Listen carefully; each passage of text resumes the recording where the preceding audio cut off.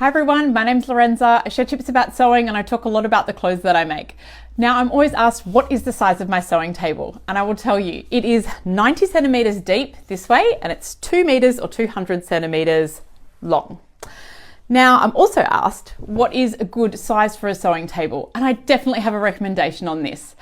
If you're pressed for space, I would at least try and get it 75 centimeters deep. Now my reason being for this is most of the fashion fabric we buy is 140, 150 centimeters wide. So here's some fashion fabric, and what do? We generally have to fold it in half, then we lay it onto our table or wherever we're cutting, and then we lay out the pattern pieces and cut. So if you get, say, 75 centimeters or 80 centimeters, you get a bit of wiggle room, but you're going to be able to fold that fabric in half perfectly and lay out your pattern pieces. So I wouldn't go less than 75 when you're looking at table depths.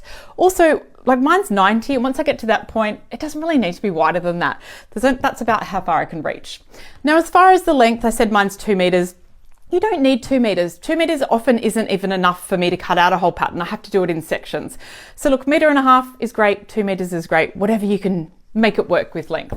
So that is my recommendations for sewing table depth and length. I hope I've used all of those words correctly. Thanks. Bye.